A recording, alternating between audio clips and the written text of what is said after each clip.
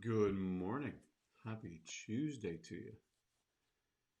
Hope your Monday went well. This is your check in with Kevin at 7, depending on where in the world you are. Good morning, Rebecca. Great to have you. Good morning, St. Pete. St. Pete, I remember when you were younger, man. Uh, you used to say helicopter in the most cutest little way when you were a little nipper growing up. Helicopter, and we would just have you say it again and again and again. Uh, you're not that small anymore, and it's wild. Yeah, I'm cheesy and stereotypical. Good morning, Janine. Continuing praying for your house.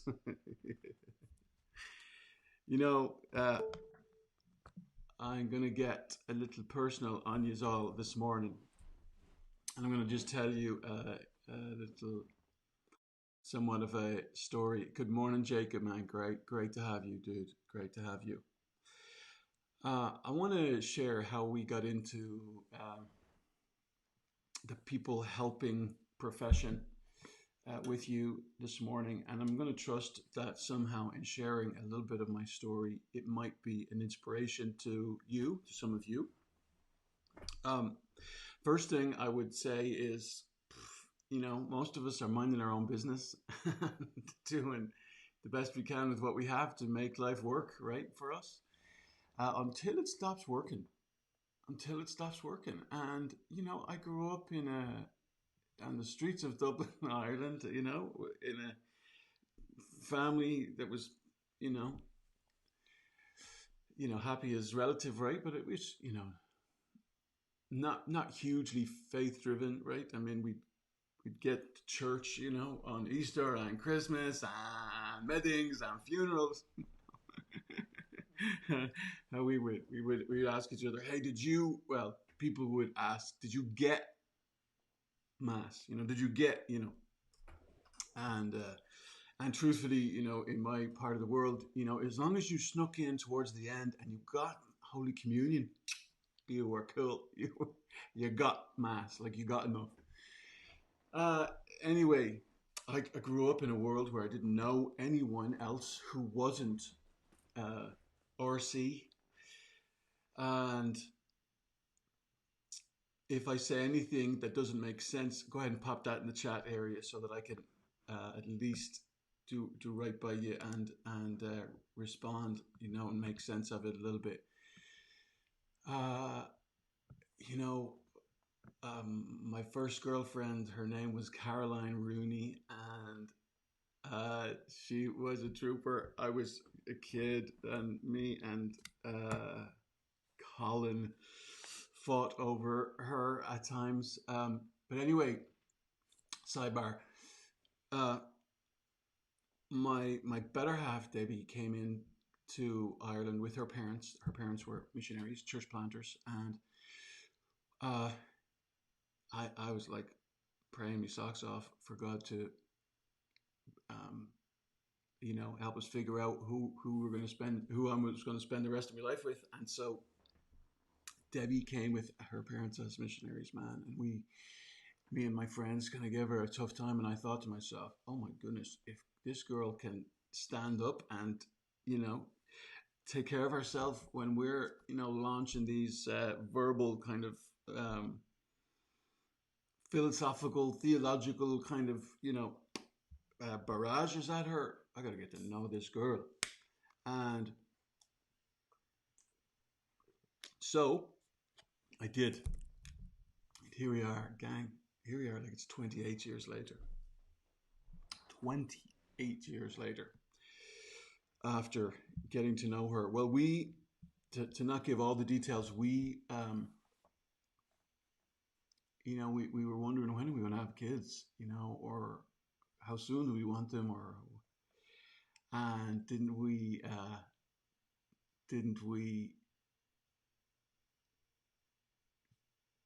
think we were having one, and it was false positive. It's a false positive, but you know when you think you're heading in a certain direction and your hopes and dreams kind of get met, and then they're dashed, for no other reason than a false positive. Then it's like, oh my goodness, look how much we want a kid, child, and obviously, I am speaking about assuming that we could have one, right? We uh, we then tried to have kids and did have four, but we uh, Ryan was born first, and we're so, I mean, just besotted with the little fella. He didn't say helicopter, Peter, but he said a lot of other words way before it seemed like his time, And it's like first child, you pour everything into them.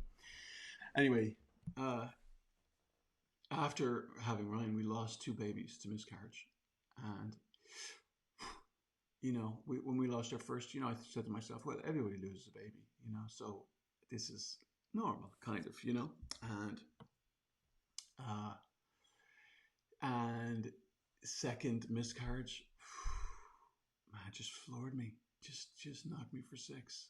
I wasn't really I firstborn of six kids, wasn't really used to a lot of pain, um, and and this was a pain like a few others that I experienced, losing your baby, and so terrified, but we had to wait, obviously, but terrified to try again, but we did.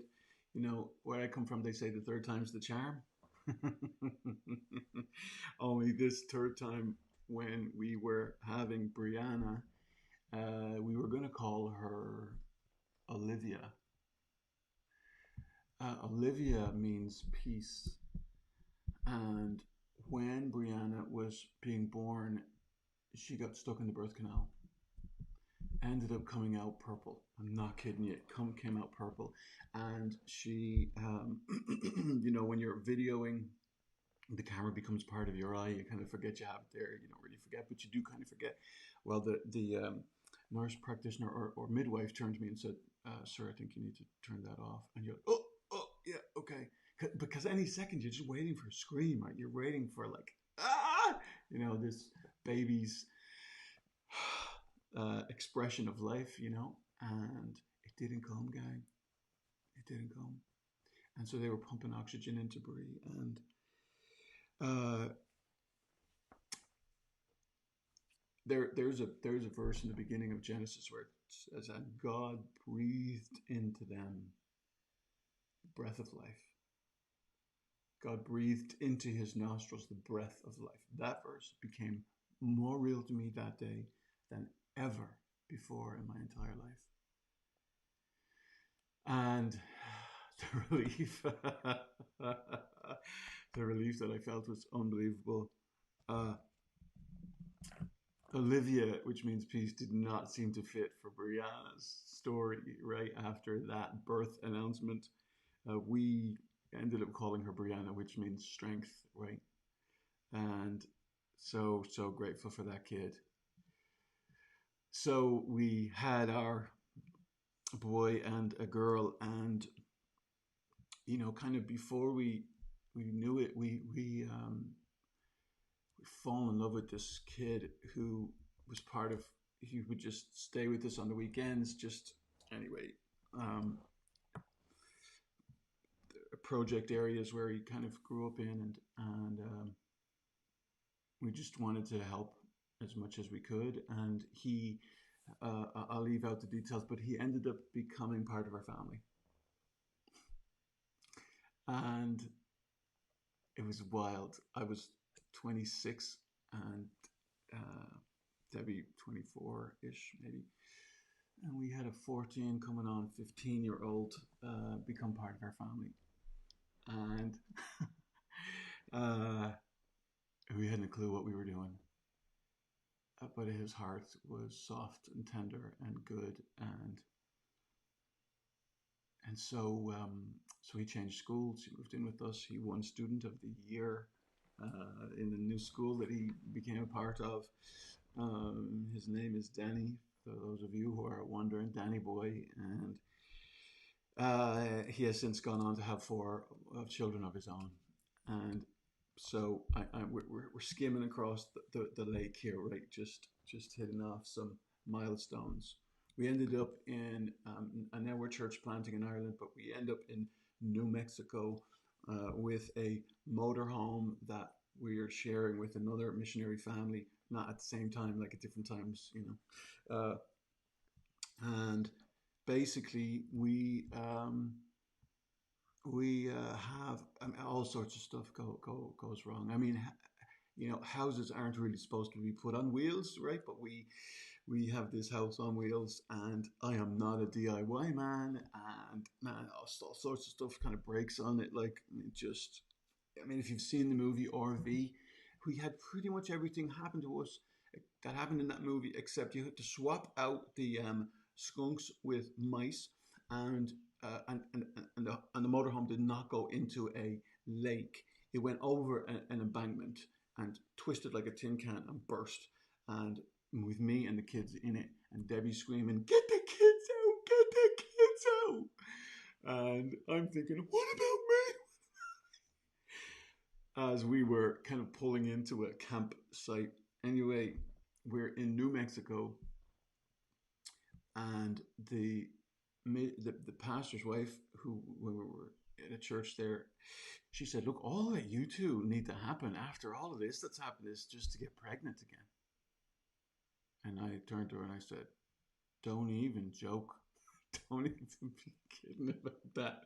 So Zachary, hey Marianne. So Zachary became our souvenir from New Mexico. We even got a T-shirt and wrote on the back, "Souvenir from New Mexico." And what was so funny was that the kid had no clue what it meant to be a souvenir from New Mexico, so he wore it proudly, you know, when he was a little toddler bobbing around.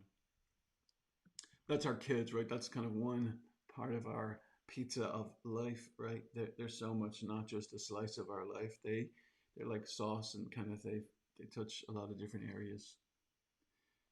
But we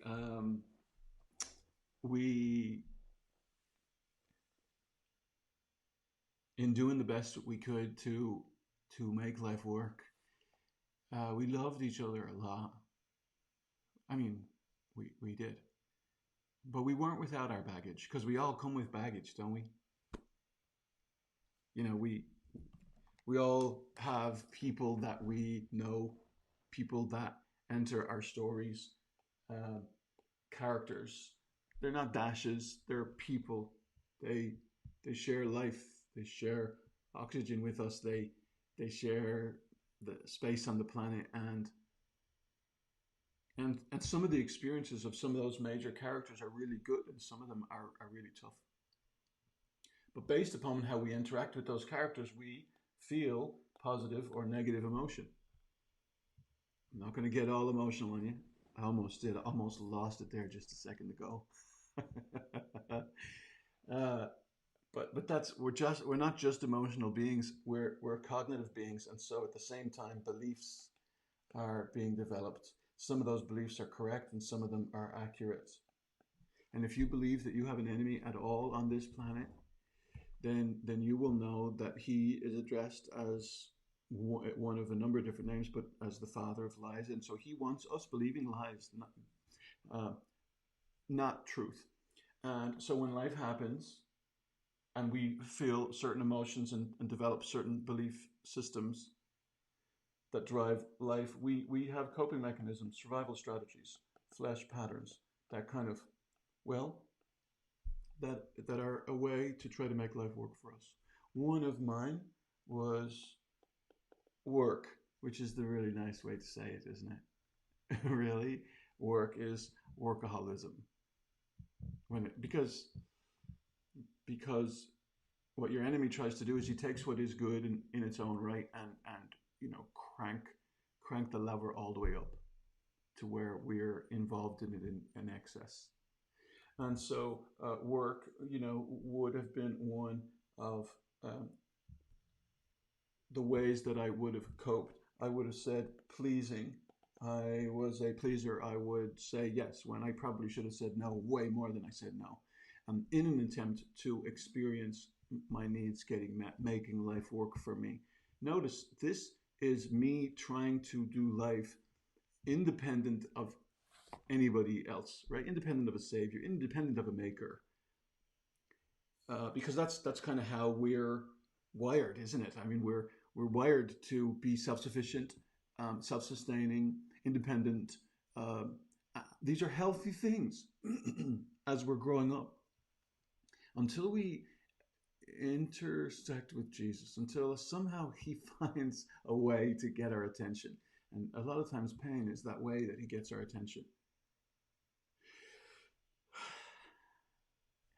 And until some of these ways of coping stop working. See, he loves you too much to let however you are trying to make life work for you succeed. He loves you too much to let the ways that you are looking to or depending on to make life work for you long term. And for me, emotionally, I would profess my undying love for Deb. But it stopped landing on her runway like it used to. It stopped being as believable as it once was. Why? Because the messages that I was sending to her were saying something different than "I choose you." The message of how I was living life was sending a different message. The choices that I was making in life were sending a different message to her than what my voice would say. And the strength even of my emotion was one of the most frustrating things for me. I was like, the strength of how I felt for her was massive, but my feet were telling a different story. I would say I'll be home by this time. And I was rarely ever home by that time. She, rightfully so, would have a problem with that. I, in those times, if I'm not careful today, could do the same thing. I would take her complaint and turn it around and make it her problem, not my problem, even though I was the one who didn't keep my end of the bargain. Do you know what the Book of Wisdom describes that as? The Book of Wisdom describes that as being foolish, being a fool. The fool does not receive correction. The fool takes correction, turns it around, and makes it the corrector's fault. Pretty sad. We became like loggerheads, you know. I didn't understand that men were like waffles and women were like spaghetti. Men are like waffles and women are like spaghetti. Yeah, I know. I never heard that before. I had no idea that men were like waffles and women were like spaghetti. How? Would you like to know? If you'd like to know how men are like waffles and women are like spaghetti, please just write the word how. How? What? I'm gonna wait. I'm gonna wait for you. God, I need some interaction. I need to know you're there. Please. But if you're not interested in that, then we can go back here and I'll just tell you a little bit more about how there's a little bit of a delay here, I think, I'm sure. I'm just going to believe by faith that you want to know. Ooh, bless you, Janine. Thanks for not leaving me alone. Okay.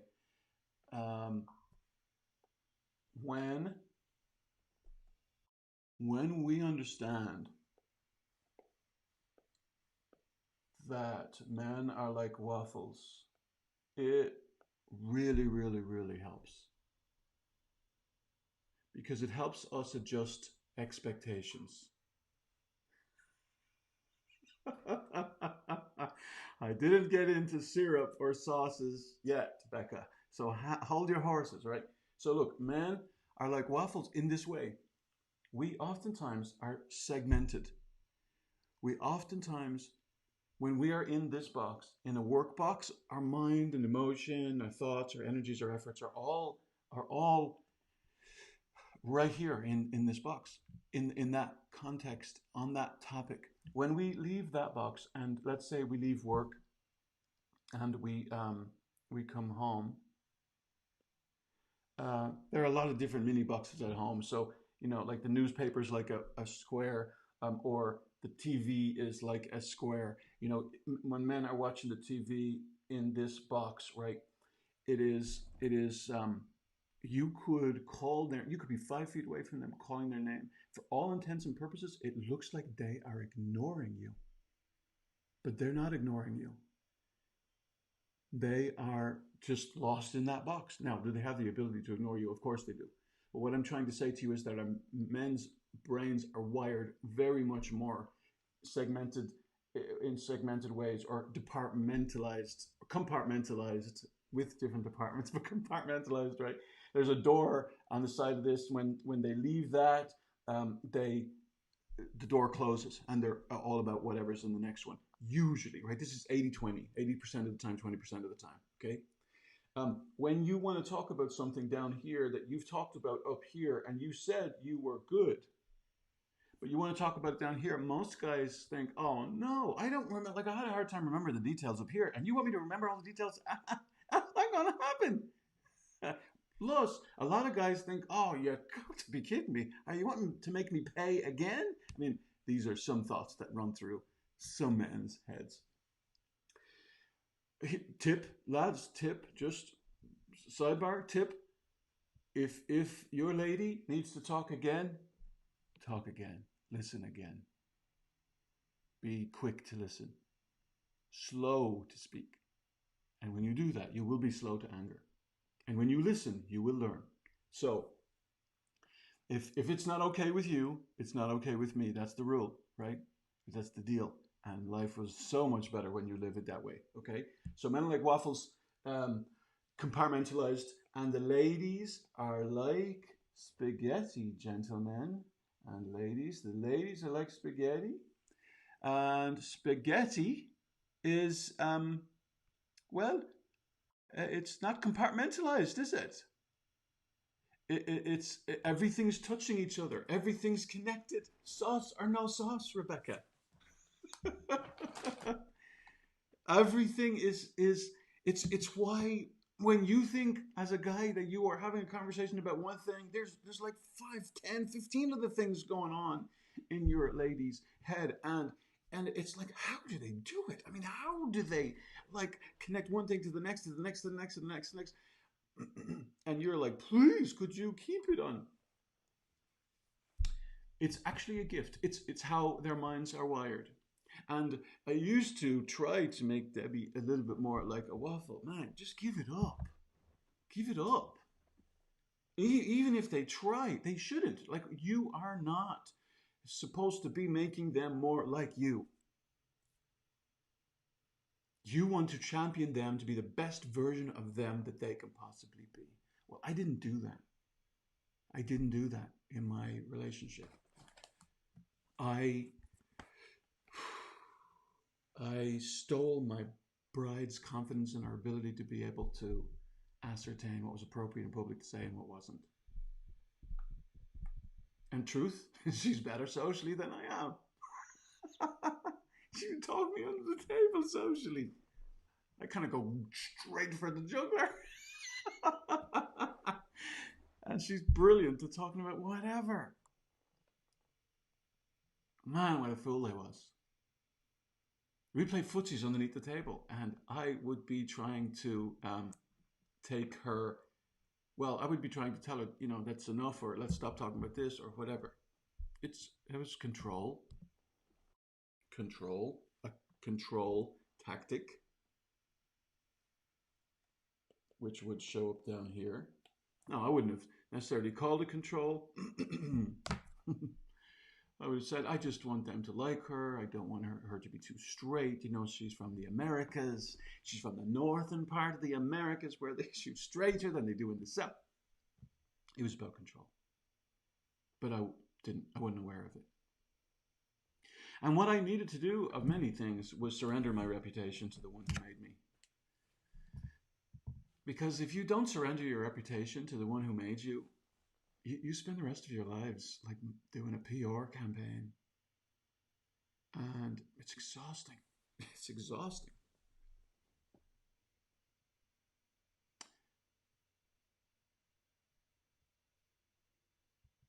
Sometimes, as we're doing the best we can to make it work, right? I mean, and I was choosing work over home, and um, choosing committing to other people and breaking my commitments to Deb, and for appointments for whatever I would we would agree together, and then I'd go away and make an agreement with somebody else, and she'd come back and say, "Well, I mean, but we already said we were going to do." I'm like, we'll figure it out. Sure, we'll go another day or whatever. I mean, everything you do sends a message. And so this morning, we could go down so many rabbit trails. I just want to give you this one thought. And this one thought for you is that make sure that you live intentionally, sending messages to the people that are in your life that you want to send to them. Now, sometimes people pick up things that you're not intending to send. And rather than you have the position or the stance, well, that's called tough cheese in China. That's on you, mate. I didn't say that or send that to you. My encouragement to you is if they are picking this up, and can I just cut to the chase? You talk about sauce, Rebecca. The secret sauce for being able to love a person where they are, picking up whatever you are or are not putting down, begins with listening. It begins with listening. We got to change the color for this, right? Oh man, I think that's red. Okay. It begins with listening, and then it carries on with owning. If you're getting any nuggets from this, will you do me a favor and just pop it down? Pop your nugget down in the chat area so that I can know some part of this is resonating with you. You might write waffle. You might write spaghetti. You might write saucy spaghetti. I am so sorry for coming across to you that way. Not, I am so sorry you see it that way. That's not owning. I am so sorry that you feel that way. That's not owning. I am sorry that my words, that my actions, that my nonverbals have said that to you, have helped you feel that way. You're not taking 100% responsibility because they have to take some responsibility, but your job isn't to make them take responsibility. Your job is to take responsibility for what you can. And so you own what you can. And then you validate them. And you say, I would feel like you feel if I saw what just happened like you see it. And it's just a way to say to them, because too often we say, you're crazy, you're off your rocker, you're losing it. You think something's screwy upstairs. In so many different ways we say that message instead of, yeah, I get it. If I understood what just happened like you do, I'd be right where you are, somewhere around there. And in that moment, you help take the barriers down. You help them believe, I want to get you. I want to receive you. It changes so much of the experience of communication when you're willing to validate them. I'm not saying that you agree with them. I'm simply saying you are validating them. And then, if there's something for you to say, then you get to express it. Most people don't want to do the work of love. And when you don't do the work of love, you can't experience the benefits of it.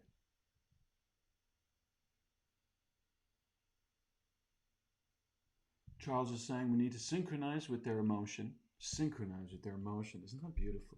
He's a wordsmith, I'm thinking. We need to synchronize with their emotion. Get in sync with them. Enter and appreciate their world. Not try to prove that we are right. That's toughy. That's toughy because we've all been modeled. People try and prove that they're right, becoming better debaters, and less about entering into the other person's world.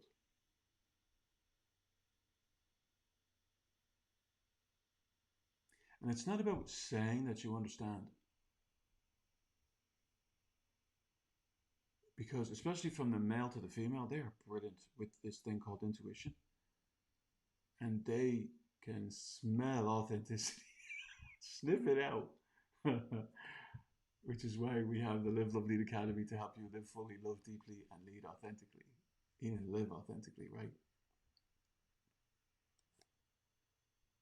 Most people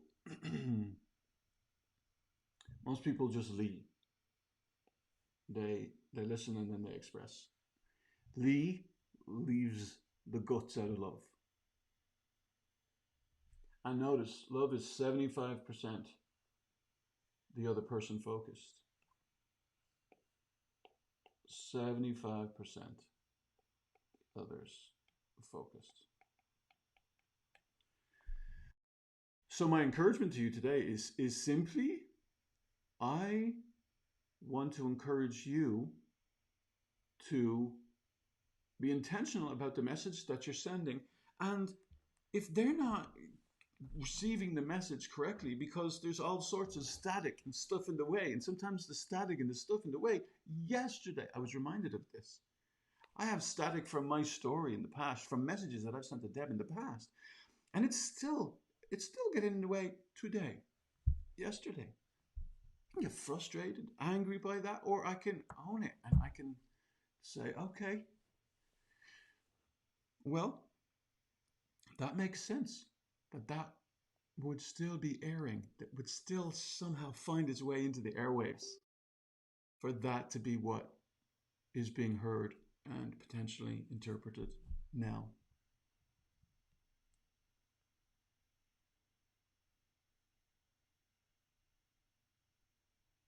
What message are you sending to the ones that you love, ones that you care about, ones that you lead? Let's be more intentional about that, I say. And if myself or my team can in any way, shape, or form be of support or be of help to you, we're here. We're a phone call away. I think I have something here. Yeah, there's a phone number. 800-910-60. Actually, it's already on your screen at the bottom. The text number is there. If we can text, I think that text number just works in America. But you can email us at info@brokenchainsintl.com. How do you react when you are told that you express too much? That's a great question. How do you react when you are told that you express too much? Well,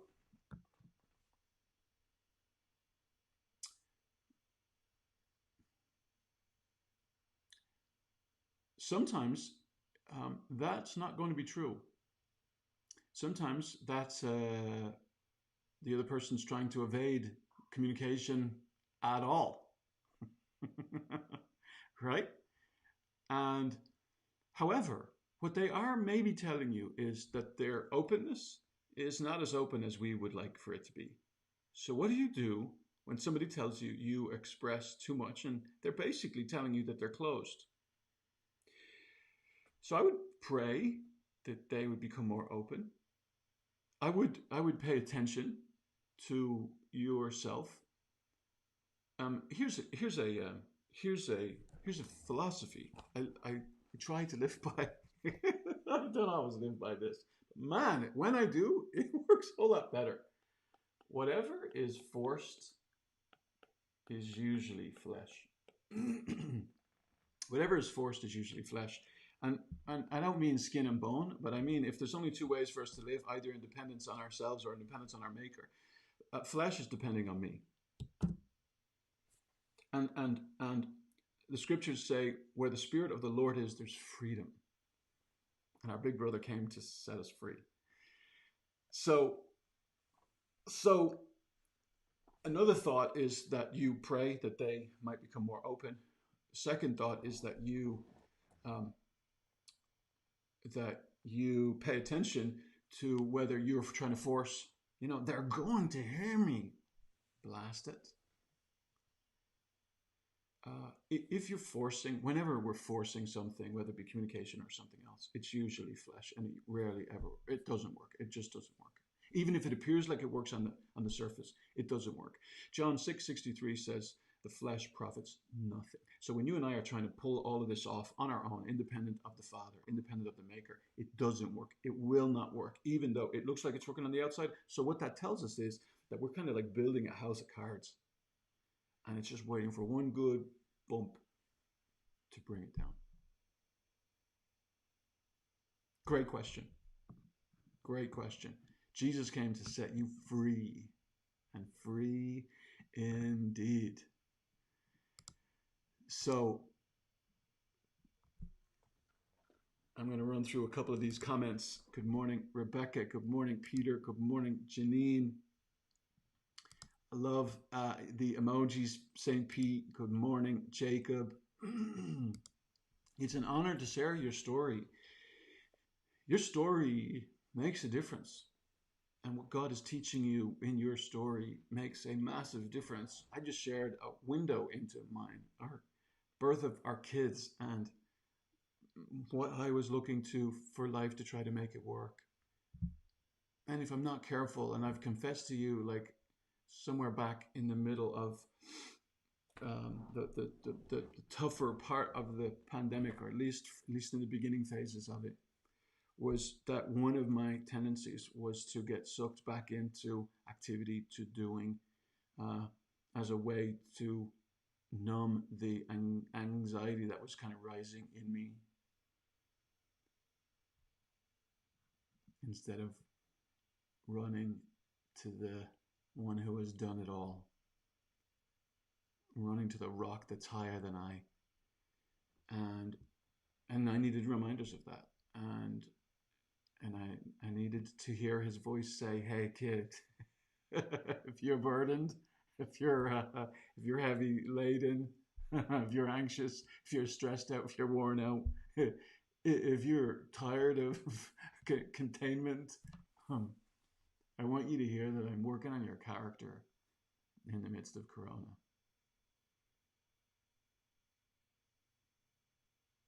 And I still want you to run to me. Not to work or food or another. I want you to run to me, and I promise you, he says in Matthew chapter 11, I will give you rest. I will give you rest. And kid, when you get into my yoke,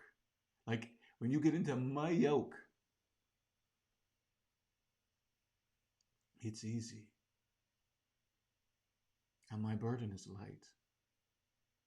I'm not a farmer. I grew up in the foothills of the Dublin Mountains. My father was a farmer who grew up in Monaghan, 2 miles from the northern border in Ireland. I had no idea what a yoke was. When I was growing up, we would say, hand me that yoke there. Would you just hand me that yoke? Give me that thing. Like that yoke me, Bob. Give me that yoke me. That's the closest that I've ever gotten to using the word yoke. Well, for those of you way more educated or more agriculturally knowledgeable, yoke is that, that piece of wood that goes around the necks of the oxen, right? And when Jesus invites us into his yoke, thank you, Dolores, it's tighter around the main oxen. and it's looser around the younger oxen, or the secondary oxen, if you like. Why do you think that is so? Why do you think that when you get into a yoke, it's tighter around the main ox and looser around the second? I'd love for you to let me know. Let me know that. I'll carry this part on in just a second after I share a few more comments.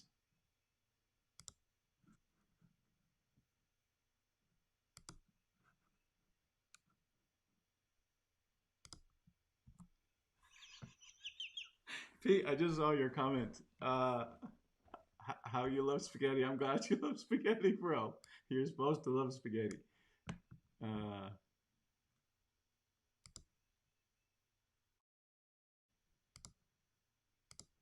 Rebecca, that was so funny. Women are saucier. They're saucier, all right. That's no question. The biggest one's stronger, Pete. Okay. Yeah. So the bigger one is usually stronger for sure. There's almost always a leader in the yoke that's attached. Well, there's two, right? Um, and because it's stronger, it's more willing to take the strain. Okay, love that.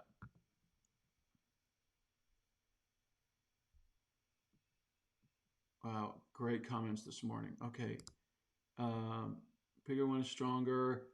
It's room for growth, and that's why maybe it's loose. Beck, love that thought. In the second, does it give the main oxen? That's a really good question, Janine. More control. So, so it does in the sense that it's able to well, see, when we enter a yoke, it's somebody else's, right? And so ultimately the farmer or has ultimate control. So that's great. I mean, we could go on that for a while. And the maker has the control. When Jesus invites us into his yoke, he basically is just saying, look, I want you to surrender all of your stuff that concerns you to me. It's not give up. It's not quit. It's not stick your head in the sand and ignore it all and I'll take care of it. It's you are more aware than you've ever been. However, it's just living life knowing that you're not alone. It's living life knowing that there is a person who is the Prince of Peace, who has got you and yours. And yes, you still have to walk, you still go through life, but he's willing to bear the burden. He 1 Peter 5:7. Look, will you just chuck all your cares upon me? Because I care about you, kid. I care about you. And the strategy of the enemy is God doesn't give a toss about you or yours. And it's just a lie. I want you to start looking for the fingerprints of your Father. I want you to start looking for the fingerprints of your Maker in the details of your story about where he could possibly be showing up and be just kind of revealing his presence. Now, look, for once and for all, he demonstrated that on the cross where he paid the ultimate price for all of us, right? 3 days later, rose from the dead. This is a historical fact. This is not like, some crutch for some weak, poor, unfortunate soul. It takes less faith for me to believe in that than me to believe in a whole lot of other things, let me tell you. So, when we enter his yoke is easy and his burden is light. It's not that there's not challenges, not that this life isn't tough, it doesn't become difficult, but it is that when you are sharing with another. Deb used to say to me, man, listen, the whole world can be against me. The whole world can be falling apart, but if I can come home to you, if we're in this together, then look, we'll handle it together. Something beautiful about that, something intimate about that. I lost the plot on that for a while. I lost being that safe person, that safe place for Deb.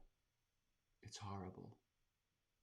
And there's nothing sweeter in relationship than that level of trust, that level of safety. Wherever you are today, my friend, it's because you've sown the seeds in your life to help you reap that harvest. And so I just want to encourage you to be intentional about sowing seeds that get you to reap the harvest that you want to reap.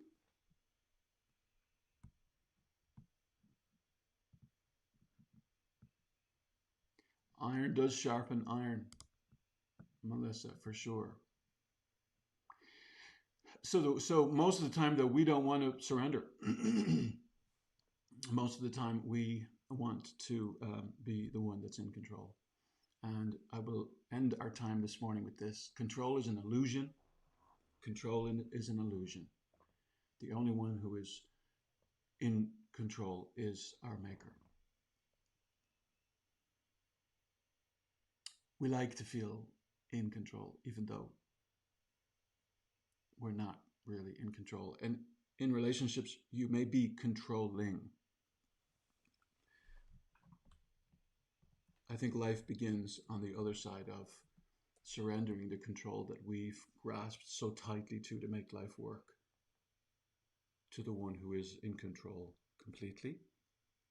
And then we receive a power that is unnatural, supernatural, extraordinary, that flows through us. And that whether we say helicopter or conduit, I think that's probably appropriate. We started with helicopter. Let's end with conduit. Not can't do it, but conduit. So many times we've said, I can't do it. I can't do it. I can't do it. And if you believe you can't do it, you probably won't do it.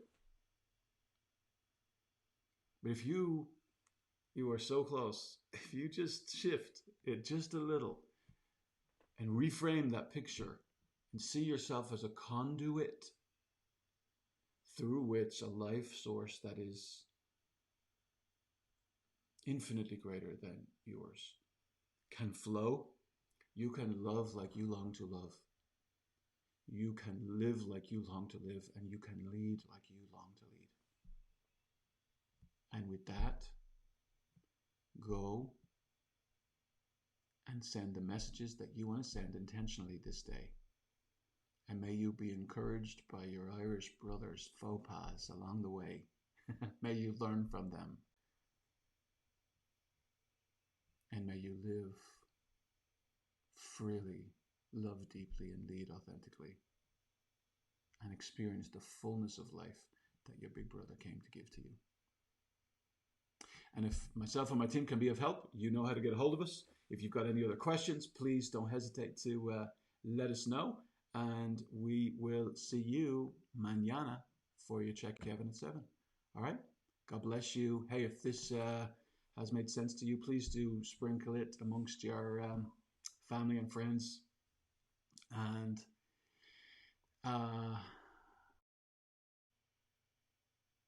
oh, yes, Ashi. So Instagram's got its own stream. Can't lives on Won't Street. Love that. Love that. Can't lives on Won't Street. If you had a nugget in any of this morning's check-in, please write it in the chat area. If it makes sense to you, sprinkle it with your friends and family.